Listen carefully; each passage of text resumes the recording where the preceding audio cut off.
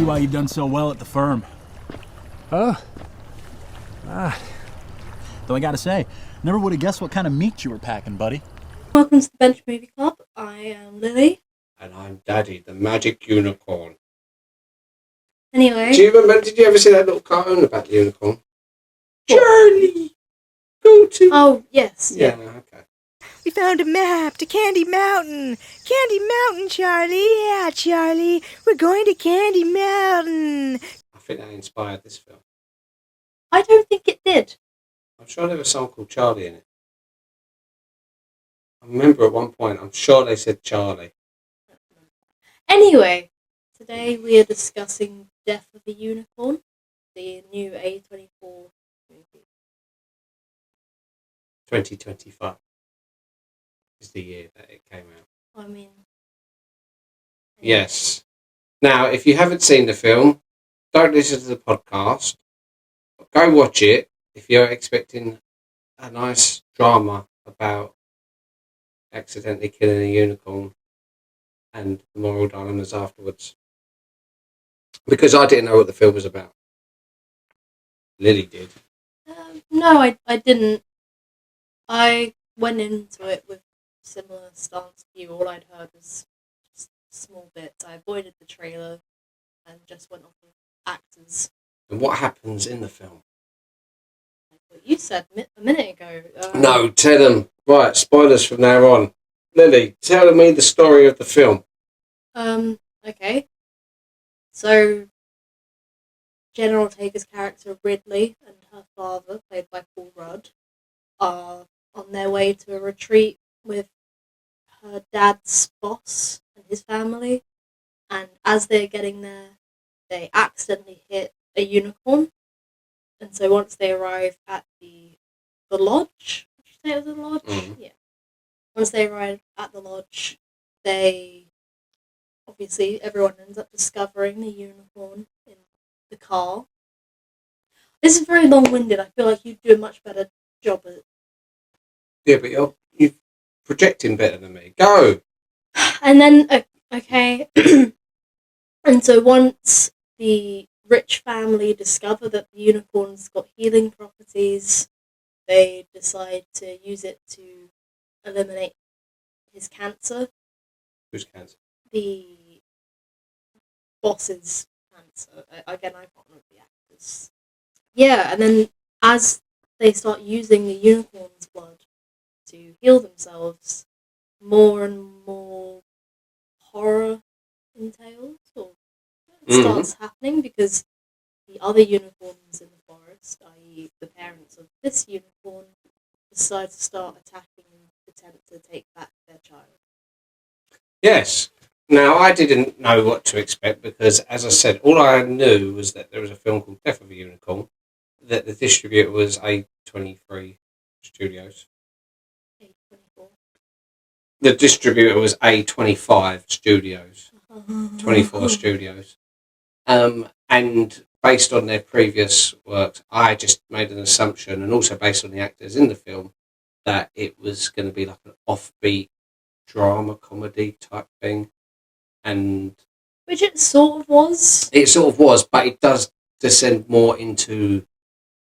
It reminded me heavily of things like Aliens and Jurassic Park.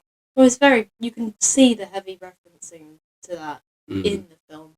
Especially with, like, I want to say, like, the radioactivity counter that they were using. Yes, it's like a proximity thing, because in Aliens, they've got the thing that can tell if there's movement, which creates great tense moments in that film, and they try to replicate it in this. I mean, also, if you look at the poster for this film as well, where the unicorn's mouth is like going for Jenna Ortega's character, it very similarly looks like... Yeah, so it looks like some of the alien imagery, like in Alien 3, when an alien sort of gets its mouth out right up next to Ripley's face. Ripley, of course, sounded very much like Ridley. Yeah. Have a little homage. But when the actual unicorns themselves, when they're in attack mode, and you've got that first first death where the doctor gets killed, the noise they make is almost identical to that of the dinosaurs in Jurassic Park. Yeah. So that's clearly another huge influence on this. I mean, both those films share similar anti-capitalist messaging that comes through again in this film. And this film's obviously quite direct about being very anti-capitalist. Yeah, but then you think, well, it is the unicorn's blood does turn out to be a cure for everything, including cancer. So then you think, well, obviously you'd be wrong not to sort of pursue interest, but I think their greed blinds them from a safer way of pursuing it. Yeah, I think it is still trying to be metaphorical, but it very bluntly tries to attack anti-capitalist ideas. But what did you think of the film? I enjoyed it. Because it was a fairly steady pace. I mean, some of the beats, especially when it turns more into a sort of by the number horror type thing, is sort of predictable. You think, okay, well, this is going to happen, and it does, and this is going to happen, and it does. This person's going to get killed. Like, for example, the part where Richard E. Grant's character is reaching out for the unicorn's horn. You know the unicorn's going to stab him. Yeah. You know, and you think, is he going to? Because he deserves it at that point. They paint his character to be like a selfish, greedy person who tries to kill the unicorns anyway. So of course, when they've cornered him, of course they're going to kill him. Why wouldn't they? As you mentioned, the film stars Jenna Ortega from Wednesday and Scream. She's a big fan of Stranger Things. It follows everything there is about the show, every theory there is. Just mention that. How did you know? I talked to her. Do you? Yes. Okay. No, it's just a fact. I've decided to put a little fact next to each actor. Okay. Paul Rudd, who plays her father in this, he's, of course, known for Ant-Man, Perks of Being a Wallflower, which we spoke about before. He's been friends with Jennifer Aniston since they were 21. So that's before their mutual success. Yeah. Hers with Friends and his with everything else. Will Poulter, who was in We're the Millers and Son of Rambo, which I saw years ago, about 20 years ago, but he was a little boy in that. He was slated to play Pennywise in the It films. He was originally Pennywise, but then he had to drop out because when the film got delayed, it caused scheduling conflicts. With what film? Or do you not know? No, I don't know. I just know that he could no longer do the role. Yeah. Tia Leone, who plays Will Poulter's mum in this. She's in Family Man, Deep Impact. She was married to David Duchovny from 1997 to 2014. You know who he is? No. From X-Files, Mulder. Oh, okay. Yeah. I think famously he done a Celebrity Who Wants to Be a Millionaire when he was married to her, and he phoned her up, and she didn't know the answer. She said, "You're screwed." Okay. Florence, Venice, Rome, or Siena? Can you take away two? Not right now. Okay, honey. Oh my gosh, you're so screwed. Richard E. Grant plays the father of Will Poulter and husband of Tia Leone. He also first made his name with Now and I. He plays an alcoholic. And he's also in Bram Stoker's Dracula. He's actually allergic to alcohol. That's not a bad thing to be allergic to. No, but I remember like with Now and I, to do that role where he plays a drunk, he'd never drunk before and he got heavily drunk just so he could see what it's like to be a drunk person. But apparently, anytime he drinks alcohol, he's okay at first, but then shortly afterwards, he's violently sick. Anthony Carrigan, who plays Griff, the butler. Oh, the yeah. bald guy. Interesting fact about him is he's born 2nd of January 1983. That's not interesting. As if you're me. He's made his name as in the TV show Barry, and he was also Bill and Ted Face the Music. He suffers from alopecia that has worsened with age because he's extremely bald. Like I'm bald. See a little shade. He's really bald. Yeah, I think his eyebrows have gone as well, haven't they? Jessica Hines is in this. She plays like the security guard type of person, like helper, doesn't she? Yes. I first saw her in the Spaced TV show. She's very funny, and also she's got a small part in Shaun of the Dead, and many things, many TV things. She got married to Adam Hines, because originally she was Jessica Stevenson. Right. But they got married in 2002, but they'd actually been dating since they were 18. Oh, that's... And are still married now and have had children. I'll tell you what I thought of the film. I liked, straight away, I was interested in their relationship, the Paul Rudd, Jenna Ortega, the father-daughter type relationship. And, like, obviously, just the little things of them on the plane, you can sort of gauge their relationship. They're not as close as he wants them to be. And she's sort of like an atypical teenager who's rebelling, got piercings and all stuff like that. And then, of course, when they hit the unicorn shortly afterwards, it then piques your interest. And again, I weren't sure what kind of film this would be, which I think is the best way to go into it. And with him bludgeoning the unicorn, you're thinking, oh, that's quite brutal. But he's kind of pleased that the unicorn recovers. Yeah. Then, of course, you meet, once he gets to his boss's home in the mountains, you're straight away introduced to the family and people who work there. And because of the strength of the actors, isn't it? Because they're all good actors. They're all great actors. You know, they're sort of a collection of the offbeat outsider, not quite A-list, but close enough, you know? Yeah. I mean... General Ortega's closer to that now, and Paul Rudd has been, especially when he was doing Ant-Man and stuff. Will Paul, but they all sort of deserve success. They're all great actors. Richard E. Grant recently was, or a couple of years back, got Oscar nominated, which was a big deal for him because he'd been acting for years with no sort of critical acclaim. But he's always a reliable actor. He was in Saltburn as well. Do you remember him that? He was the patriarch in Saltburn as well. I haven't seen Saltburn. But, but they're dynamic as well. The family, they're not overly evil, you know. The thing is, I felt that I did actually really enjoy this film. It's the first thing I want to say. Like, I did like the film. It hits the same beats that a lot of films about rich people getting their comeuppance do hit, which they could have done something a lot more different with that, and they could have developed a storyline that maybe they reached their comeuppance in a different way, or it was at least just something a bit different. I don't know if you agree with me on that.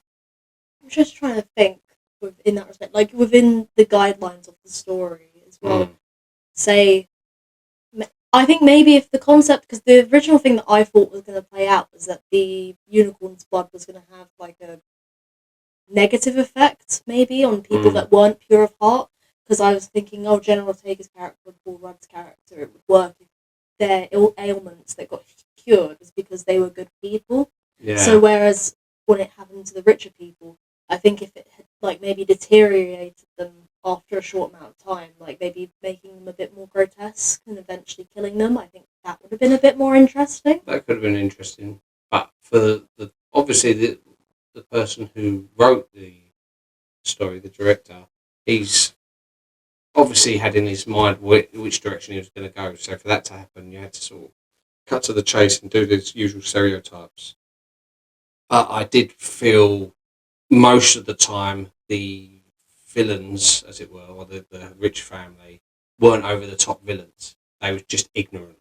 You know, they was from a world which most people aren't familiar with. These rich people, and like the Will Porter character, for example, he's just sort of, oh yeah, that's great, do that, yeah. Griff, come get this. Oh, he loves doing that, and they're so disconnected to how they treat their servants, and I think it would be better to keep them that kind of ignorant all the way through. But towards the end of each character's life, they become more sort of villainous. So the Richard E. Grant one's sort of more like threatening and wanting to shoot and be a bit of a killer. The Will Porter one, again, like towards when his mum gets killed, he sort of runs off. He's like a bit of a coward, and then he just, he keeps snorting the rhino horn. Which the rhino horn? the unicorn horn, sorry. He's snorting the unicorn horn and having these visions and thinking, yeah, I know what to do now. General Ortega is the key because she's the maiden pure of heart, which they get from the little tapestry things. I like that they used unicorns as the monsters. Yeah, I think that was definitely a really unique way to approach it. Especially because I think if they'd with typical films, instead of veering towards the unicorns being monsters, say if they had like the forest protectors or something, and that would have been a bit less scary. I think the fact that the unicorns, which typically nowadays are considered quite docile, have them attack, I think that's definitely a lot more interesting of a choice.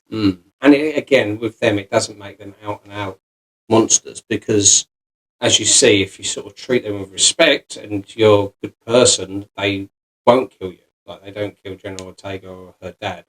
And then when they see that they're chained up at the end in the car, you have that moment when they think they're going to try and rescue us. That's how I see the ending anyway. Yeah. You know, so that's why he's like duck down because they're about to ram the car to try and free us. Which again is an interesting. It's. I think it could have been left slightly more ambiguous because. I mean, it was to an extent.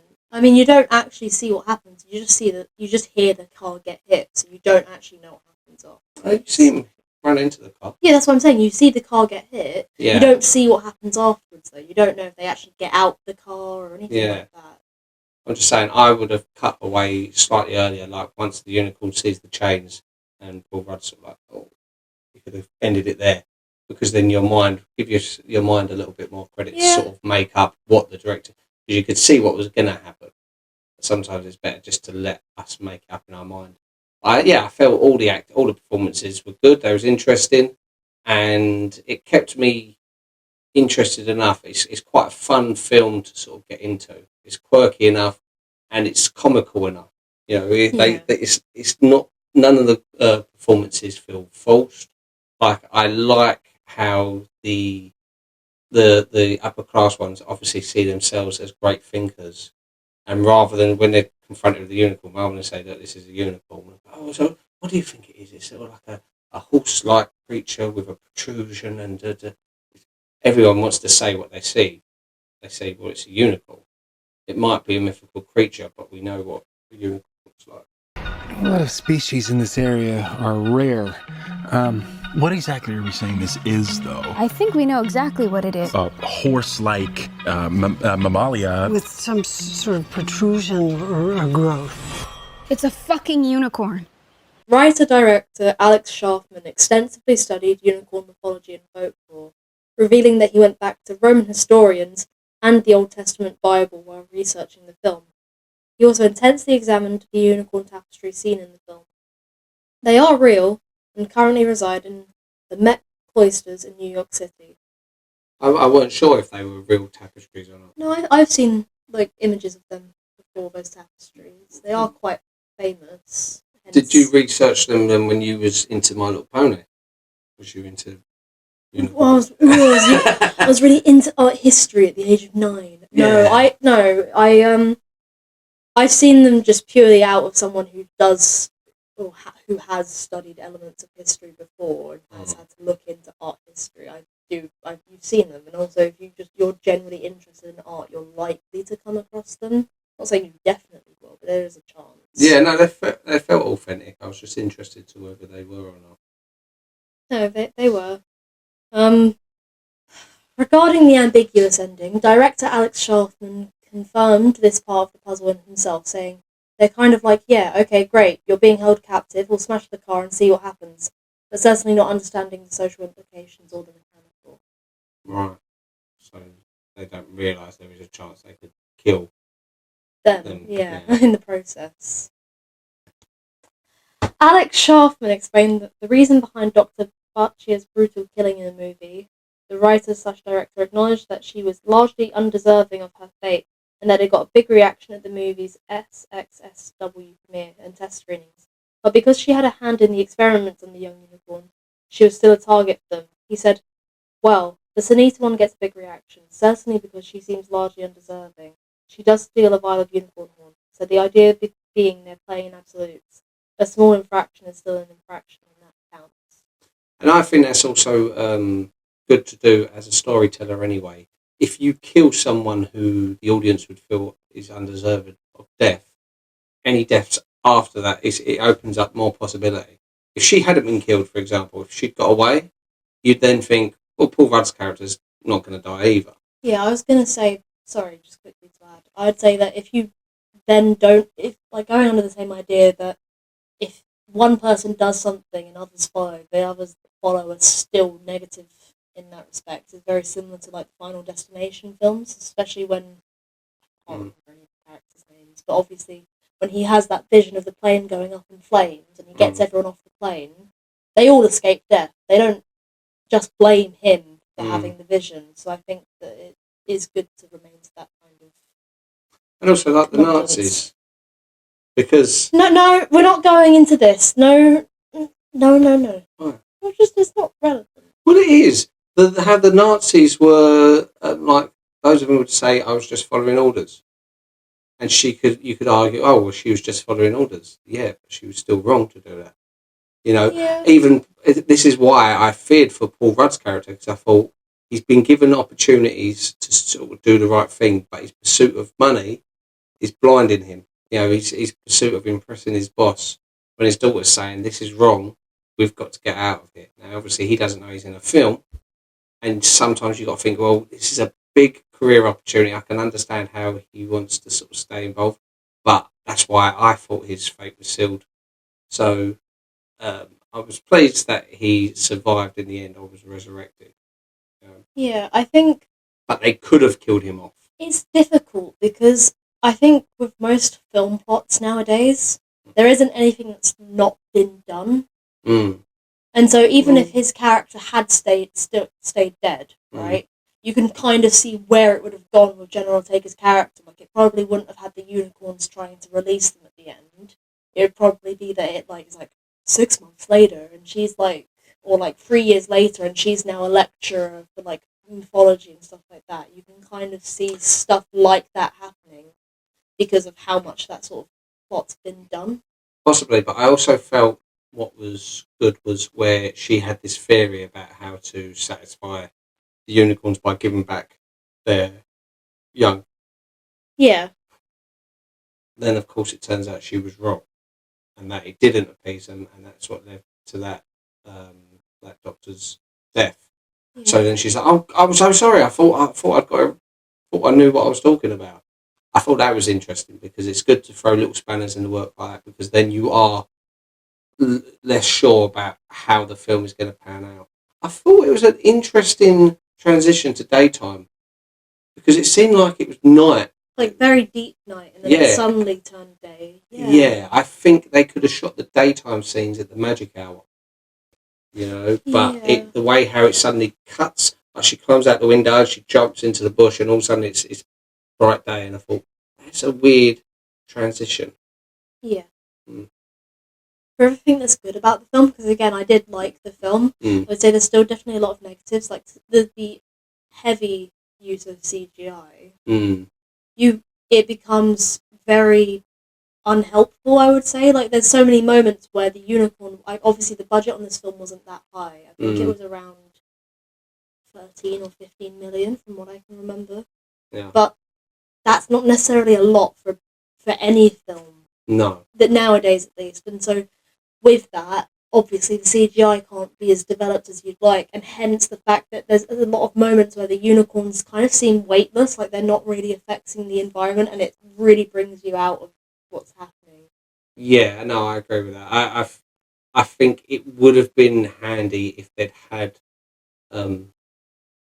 actual, like, the actual physical unicorn reconstruction, like unicorn puppetry or whatever, something tangible, even if it's just the legs for when they're walking along, because human eye can still tell for CGI. And you're right, like sometimes when the unicorns are bearing down on them, if it's shown too much, the CGI, then you know it's a CGI horse. When the unicorn's chasing them up the stairs, for example, I didn't feel as sort of jumpy or as worried that they'd be caught because I thought, well, they're getting chased by a CGI unicorn. Whereas Jurassic Park, which is obviously way back in '93, used a combination of CGI and actual puppetry, and that's what works so well. So when you have the close-ups, you could have an actual it would be the unicorn's eye or whatever. Granted, this might cost a bit of money, but I still think it would have saved them money elsewhere. Like they wouldn't have needed as much CGI, which has saved them a bit of money if they literally just had these 3 unicorns, full-size unicorns built, and they could focus on like movable ones and focus on certain parts of them for certain scenes. I think that the film could have really benefited from us not seeing the unicorns as much as we did, because I think that when having that lower budget and just using CGI, you kind of want to play more with knowing that they're there rather than seeing that they're there. Because I think that would have also aided it in it being more scary. Because the only moments I necessarily found scary were the jump scares, which you shouldn't need to rely on for a horror to be scary. I think some moments, like when she's under the car and the unicorn's on the other side, that is scary because of the way that you see his head get popped, so you understand the danger, and that's also scary because you don't know if it's going to find them because you can't see it. That's scarier. And at other moments, like when you see the unicorn's face right in her face and stuff like that, I don't find that as intimidating. No. Another thing is, I think they didn't have to make the unicorns as monstrous as what they did.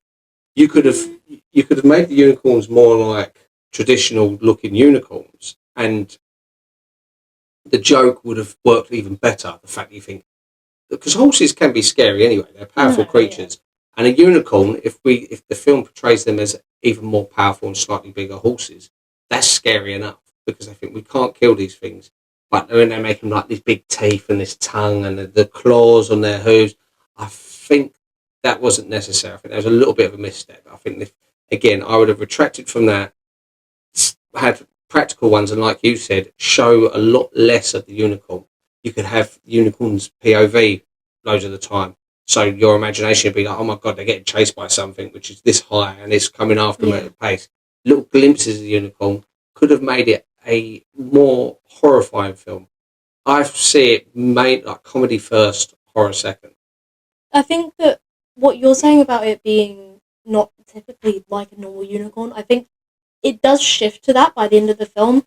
I think because I don't know if you remember, but like the father unicorn's very dark and grey at first, until after they've healed their child, he returns to being a typical unicorn, very like more majestic and less monstrous, which I think works in a sense because it's kind of showing that you've pushed these creatures to the point of having to change. Yeah, I personally, as I said, I mean, this is a first-time director, so he's done what. Yeah, he's done well for his first film, but again, as I personally would have lent more towards not showing as much and make it more naturalistic. Yeah. Not because sometimes you find trying to be scary is like the same as someone trying to be funny. You think it's too obvious that you're trying something. Remember, like when we watched Nosferatu, and it had the bit with him shouting at the camera, "Ah!" And I thought, was that supposed to scare me?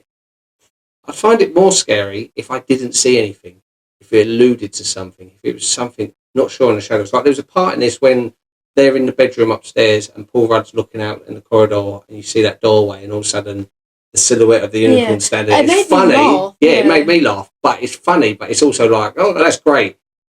But again, they left it on there too long because as soon as he see that, that's when he should have shut the door because that's when you would have shut the door. You'd gone, oh God, there's a unicorn, and shut the door. But instead, he just stays there looking. And then it suddenly appears. And you knew it was going to happen. It follows some of these sort of stereotypical beats of horror films.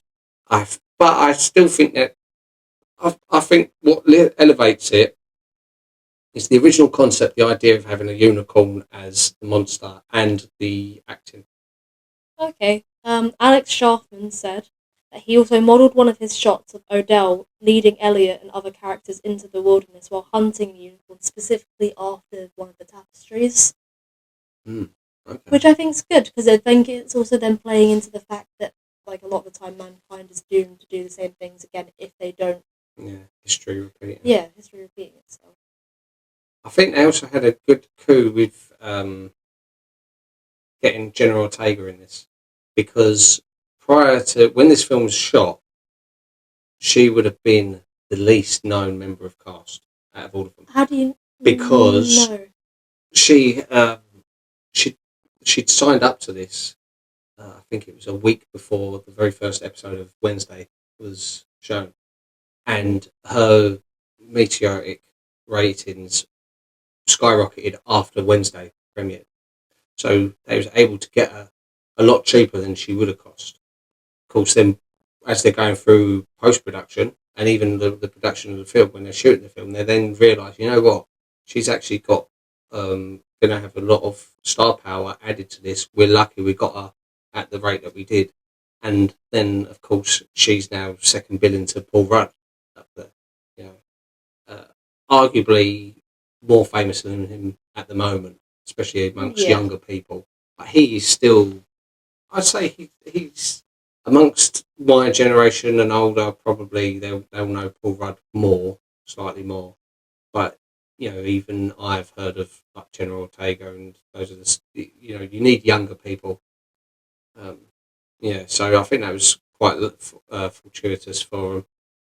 An origami unicorn is created in the film Blade Runner, which is directed by Ridley Scott, who shares a name with Jenna Ortega's character in Death of the Unicorn. Yeah. Anyway, don't cry about it. I felt the whole film, actually, you know what I felt it was like? It was like a big episode of Regular Show. Yeah, I can kind of see that. Like if you replace the characters with, say, Walker and Rigby going up to somewhere and all of a sudden they've run over a unicorn and all this stuff starts happening, you'd go, yeah, this is the kind of chaos that Regular Show sort of descends into every episode. Hey, Rigby, weren't we supposed to race some unicorns and not a bunch of losers?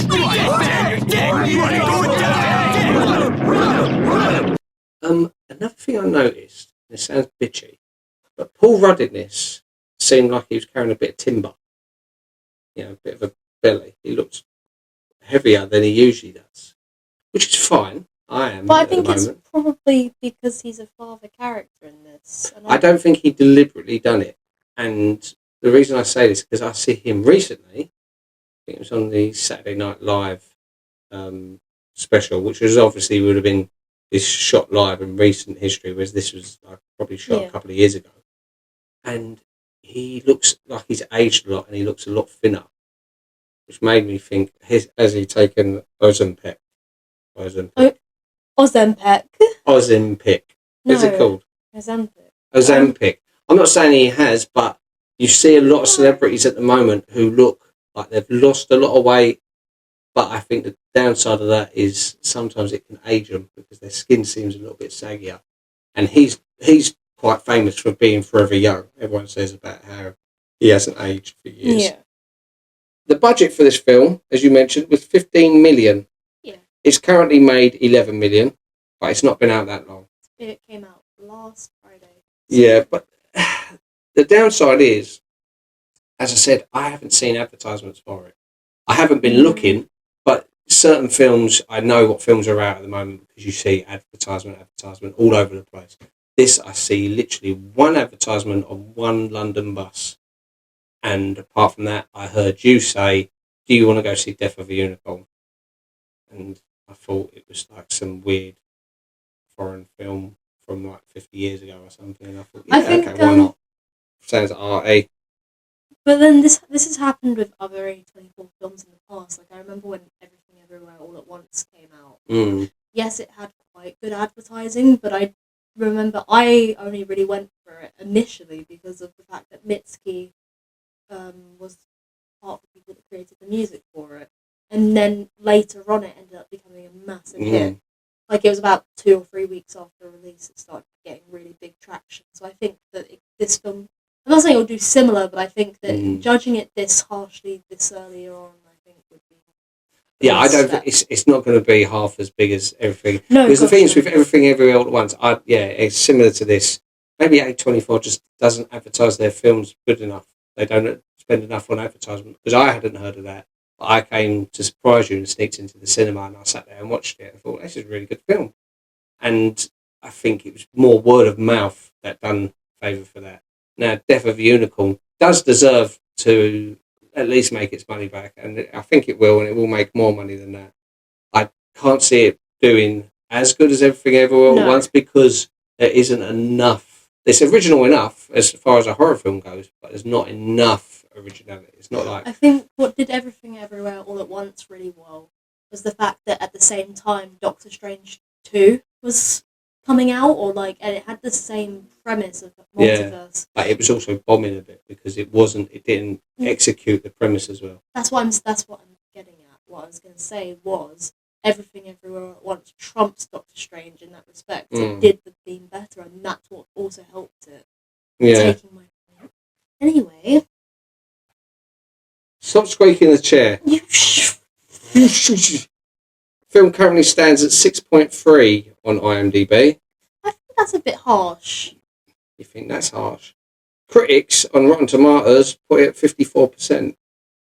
The audience 78%. So obviously the audience, I think their reaction's more like mine. They're not sure what to expect. They go in there and they're pleasantly surprised. They think, you know what, this is a lot more entertaining than I thought it would be. And I think that is, as I said, me personally, I'd put it down to the concept and the characters. I think a better execution by the director, as I said, a few of the things that we've mentioned, I think could have really elevated this film to be in cult classic status. It'd be one of those things which, like Everything Everywhere All at Once, would have spread with word of mouth. People would have gone, there's this film, it's really good, you should go watch it. It's interesting. And when the film first started, it did have me hooked almost immediately. I was thinking, okay, I'm interested because I really had no idea what to expect. But yeah, this was an impromptu review because we only see the film yesterday and we thought we'd quickly sneak it in before next week's film, which is Quiet Man, which I'm doing with my cousin Matthew. So thanks a lot for watching. Please like, subscribe and share. All right. Thank you. Bye-bye. Bye-bye.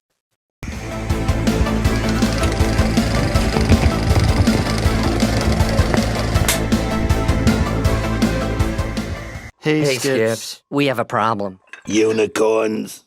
How do you know? They peed on my lawn.